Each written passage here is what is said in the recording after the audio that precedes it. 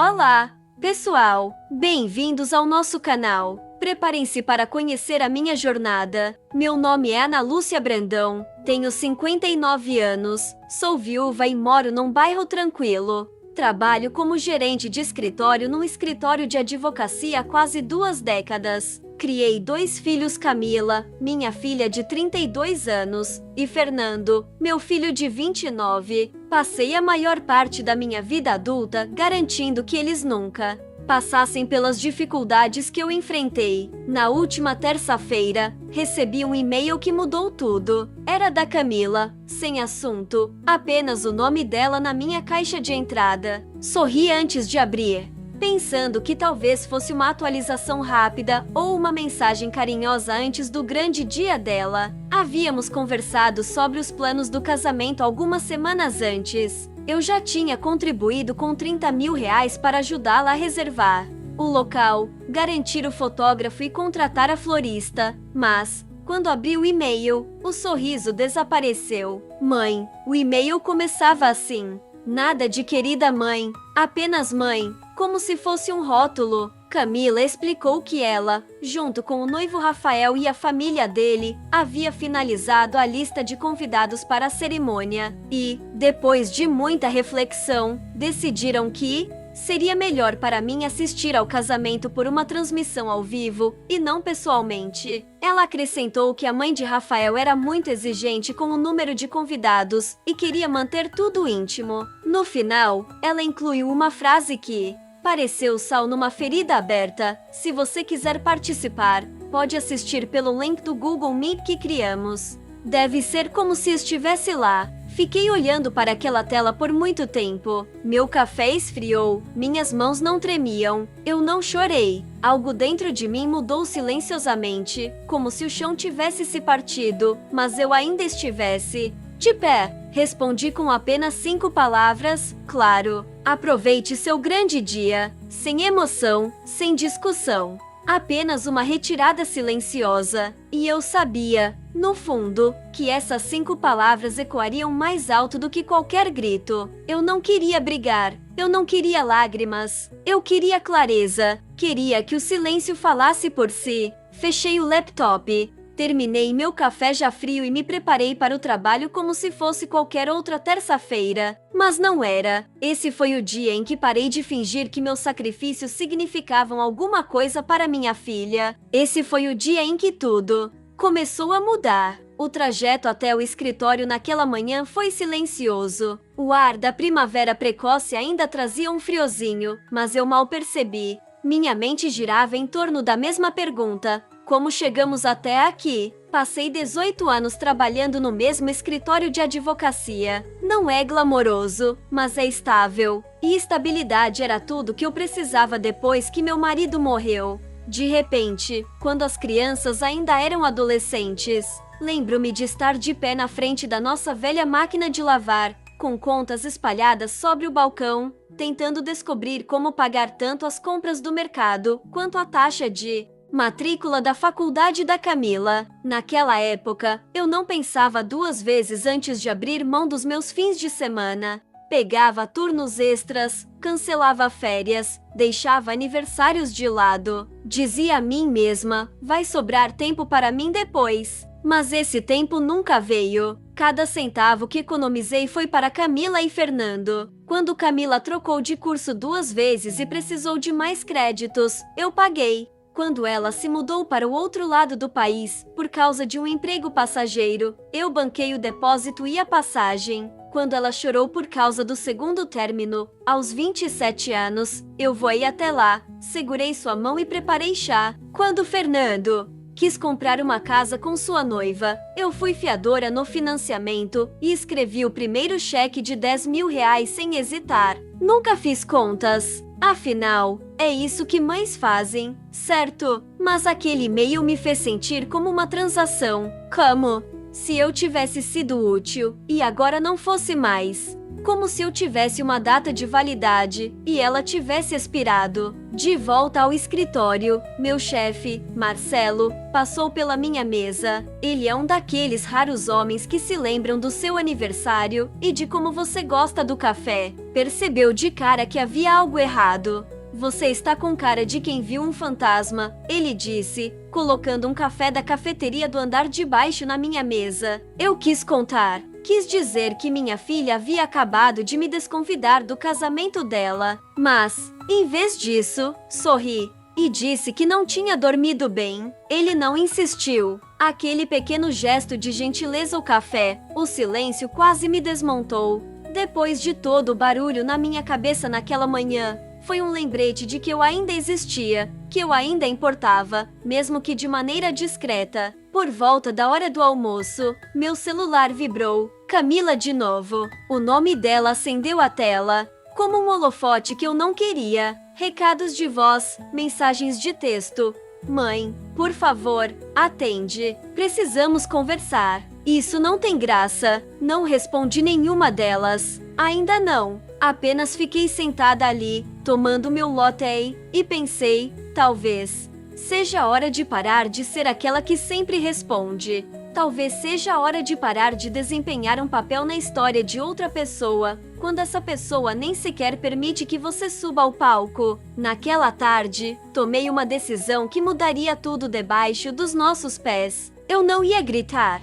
Eu não ia implorar. Eu ia fazer algo muito mais poderoso. Eu ia agir. Depois do trabalho, não fui direto para casa. Dirigi até o banco, a poucos quarteirões do escritório. Ricardo, o gerente da agência, já tinha me ajudado com tudo, desde montar fundos universitários até ajustar contribuições para a aposentadoria. Ele sempre me cumprimentava pelo nome, Senhora Ana Lúcia. Ele sorriu, levantando-se para apertar minha mão. O que posso fazer por você hoje? Perguntou. Sentei-me em frente a ele e coloquei minha bolsa no chão. Minha voz estava calma, calma até demais. Preciso cancelar uma transferência bancária, eu disse. Ele piscou. Aquela para o local do casamento? Sim, essa mesmo.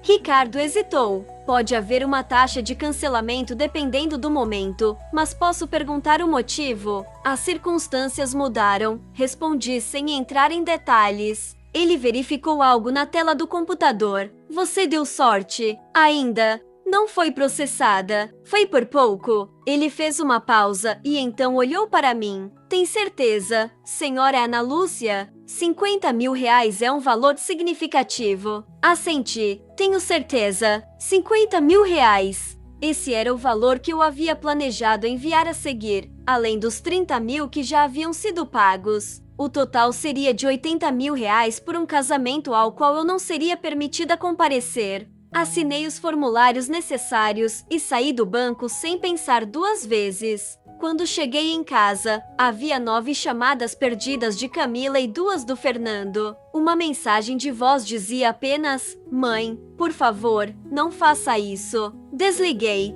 o celular. Na cozinha, peguei a garrafa de vinho tinto que estava guardando para o dia de Natal. Não a tinha aberto naquela época, pois Camila deveria me visitar, mas cancelou de última hora. Trabalho, disse ela. Servi uma taça, levei para a varanda e sentei sob a luz do sol que começava a desaparecer. Os pássaros cantavam nas árvores, o cachorro do vizinho latiu. Tudo parecia imóvel. E então as memórias começaram a vir em ondas. Todos os aniversários que organizei sozinha. Todos os jantares de feriado em que fingi não estar esperando por uma ligação que nunca veio. Todos os pequenos sacrifícios que ninguém notou. Os sapatos novos que não comprei. O carro que dirigi por 18 anos. As férias que adiei. Pensei na mãe do Rafael, a mulher que mal conhecia Camila. E, ainda assim, sua opinião pesava mais que a minha. A mulher cuja ideia de família significava excluir a única pessoa que carregou Camila nos braços em todas as fases difíceis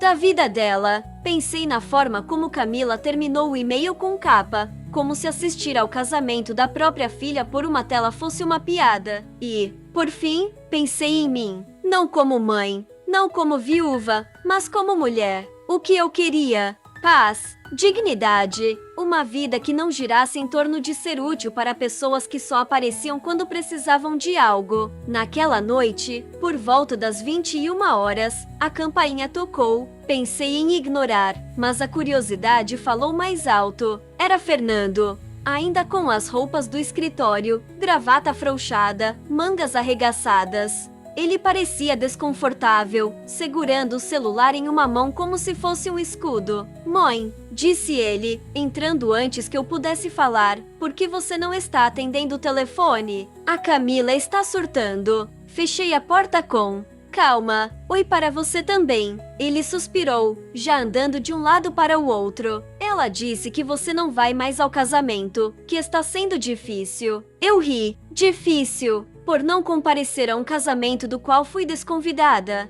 Ele se remexeu, visivelmente desconfortável. Os pais do Rafael estão pagando a maior parte. Mãe, você sabe como eles são. Tradicionais. Ergui uma sobrancelha. Tradicionais? Eu já paguei 30 mil. Ia dar mais 50 mil. Isso não. É tradição. Isso é um. Ele congelou. Espera, você ia mandar mais 50? Ia, disse eu, tomando um gole do vinho. Mas não mais. O rosto de Fernanda empalideceu. Mãe, eles estão contando com esse dinheiro. O local, a comida. Não é mais problema meu, respondi com firmeza. A voz dele se elevou. Claro que é seu problema. Ela é sua filha, e eu sou a mãe dela, disse calmamente. Uma mãe que foi orientada a ficar em casa e assistir pela tela. Ele passou as mãos pelos cabelos, claramente agitado. Você sempre transforma tudo em algo sobre você, Fernando me acusou. E foi aí, foi naquele momento que algo dentro de mim finalmente se rompeu. Saia da minha casa. O quê? Você me ouviu, Fernando. Saia, mãe. Não, falei, firme, mas serena. Eu dei tudo o que tinha, e estou cansada de ser a vilã de uma história que eu escrevi com amor. Fernando ficou parado por um segundo a mais, depois se virou e saiu. A porta se fechou atrás dele de forma suave, mas soou mais alta do que qualquer estrondo. Fiquei parada no meio da sala, o coração acelerado, e percebi algo surpreendente. Eu não me sentia culpada, eu me sentia livre. Na manhã seguinte, acordei com 43 chamadas perdidas e uma sequência de mensagens frenéticas de Camila. Começaram com culpa passivo-agressiva. Mãe, precisamos conversar. Por que você está fazendo isso? Isso é infantil. Depois o tom mudou. O local acabou de ligar. O pagamento não foi processado. Vamos perder tudo se não pagarmos até amanhã. Os pais do Rafael estão furiosos. Disseram que isso prova que tinham razão sobre você. Às 13h24 da manhã, ela mandou: eu não entendo por que você está fazendo isso comigo. Sorri para o meu café. Claro que ela não entendia. Camila cresceu com meus sacrifícios costurados tão profundamente em sua vida que nunca parou para se perguntar de onde vinha o conforto, a segurança, a estabilidade. Ela apenas assumia que sempre estaria lá, que eu sempre estaria lá, mas não desta vez. Mais tarde naquela manhã, enquanto eu revisava contratos na minha mesa, um e-mail apareceu na minha caixa de entrada pessoal. O assunto dizia: por favor, não arruine meu casamento. Abri sem expectativas. Mãe, ela escreveu: eu sei que você está chateada com a situação da transmissão ao vivo, mas isso é extremo. Perdemos o depósito do local e, se não pagarmos o restante até o fim do dia no horário de Paris, o buffet vai desistir. Os pais do Rafael estão completamente irritados. Eles estão dizendo que isso prova que você não é razoável. Por favor, não faça isso. Podemos conversar sobre você comparecer à cerimônia, mas precisamos do dinheiro primeiro. Lá estava. Eles estavam dispostos a conversar sobre me deixar ir. Agora que o dinheiro havia desaparecido, não era um pedido de desculpas, não havia nenhuma reflexão. Era uma negociação, como se a minha presença no casamento da minha própria filha pudesse ser barganhada, comprada ou vendida, dependendo da minha generosidade no momento. Não respondi. Fechei o e-mail e voltei ao meu trabalho. Perto do meio-dia, Marcelo passou pela minha mesa. Almoço, ele sugeriu. Aquele restaurante italiano novo acabou de abrir. Quase recusei, como sempre fazia, mas algo em mim havia mudado. Talvez fosse a clareza das últimas 24 horas. Talvez eu só quisesse sentar num lugar que não exigisse nada de mim. Então, eu assenti. Eu gostaria, sim. Durante o almoço, comemos massa enquanto ele falava dos netos, de como era exaustivo, mas lindo, correr atrás deles. Os olhos dele estavam suaves, reais. Ele fez uma pausa e disse gentilmente: "Me perdoe, Ana Lúcia, mas você parece mais leve hoje." Me surpreendi comigo mesma. Contei tudo a ele sobre Camila, o e-mail, o casamento, o dinheiro e o que eu havia feito. Quando terminei, ele não me julgou, não tentou consertar nada. Apenas disse: "Às vezes, a parte mais difícil do amor é estabelecer limites, especialmente com as pessoas a quem mais demos." Ele estendeu a mão por sobre a mesa e apertou a minha brevemente. "Acho que você fez a coisa certa." E, pela primeira vez em muito tempo, eu também acreditei nisso. Ao voltar para minha mesa, havia mais chamadas, mais mensagens. Mas eu não atendi. Não precisei, porque pela primeira vez, o meu silêncio dizia tudo. Naquela noite, ao entrar na garagem, o céu já escurecia. A luz da varanda acendeu automaticamente. Tudo parecia calmo, pacífico, mas havia alguém sentado nos degraus da frente. À medida que me aproximei, reconheci, era Júlia. Ela se levantou rapidamente, limpando fiapos invisíveis do casaco. Júlia tinha sido a melhor amiga de Camila desde a 5ª série. Passou incontáveis finais de semana em nossa casa, assando biscoitos, assistindo a filmes, rindo dentro de sacos de dormir até o amanhecer. Não havia aparecido há anos. "Dona Ana Lúcia", disse ela suavemente, "me desculpe aparecer assim." "Tudo bem", respondi, destrancando a porta. "Quer um pouco de chá?" Ela me seguiu até a cozinha, os olhos percorrendo as paredes familiares, como se ainda contivessem ecos antigos. Enchi a chaleira e esperei. "Foi a Camila que te mandou?" perguntei finalmente. Ela não respondeu de imediato. Depois disse: "Ela está um caos. Eles perderam o local. A florista desistiu. Os pais do Rafael estão ameaçando cancelar o casamento." Não disse nada. Coloquei 2 canecas sobre o balcão. "Ela está em pânico", continuou Júlia. "Sabe que pisou na bola. Só não sabe como consertar." "É por isso que você está aqui?" perguntei. "Para consertar." Ela balançou a cabeça. "Não, estou aqui para perguntar. Existe algo que ela possa dizer ou fazer que mude sua decisão?" Eu hesitei. Existia. Um pedido de desculpas mudaria a sensação de ter sido excluída, de ter sido tratada como um caixa eletrônico, de ter ouvido que não era bem-vinda a não ser que o dinheiro viesse junto. Olhei para Júlia, ainda jovem, ainda cheia de esperança. "Não", disse baixinho. "Não existe." Os ombros dela cederam. "Nem se ela se desculpar." Entreguei ela uma caneca de chá. "Palavras são fáceis, Júlia, especialmente quando as pessoas estão desesperadas. Mas quem te ama de verdade não espera você cortar laços para finalmente enxergar você." Júlia baixou os olhos para o chá, assentindo lentamente. "Eu entendo", ela disse, mesmo que ela não entenda. "Me desculpe, Dona Ana Lúcia." "Você não precisa se desculpar", respondi. Ficamos em silêncio por um instante, 2 mulheres de gerações diferentes, conectadas por uma dura verdade. Às vezes, o amor tem limites. Às vezes, a única forma de ser vista é se afastando. Júlia não ficou muito tempo. Não tentou argumentar. Apenas me agradeceu, me abraçou com suavidade e voltou para a noite. E eu finalmente fechei a porta para uma versão de mim mesma que já não me servia há muito tempo.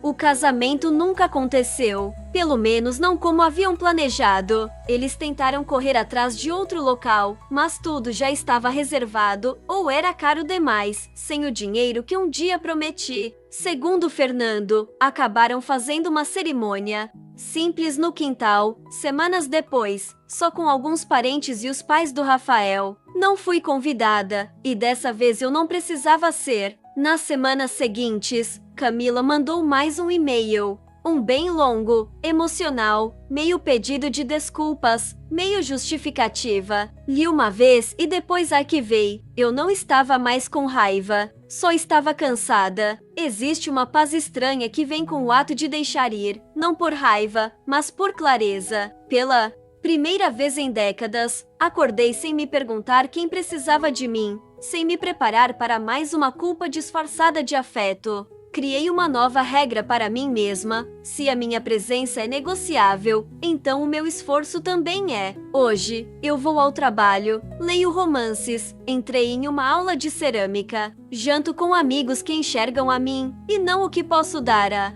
eles. E aprendi algo que gostaria de ter descoberto antes: você não precisa se queimar para manter os outros aquecidos. Se essa história tocou você, compartilhe, comente aqui embaixo e não se esqueça de curtir e se inscrever. Às vezes, o tipo mais forte de amor é aquele que você finalmente decide dar a si mesma.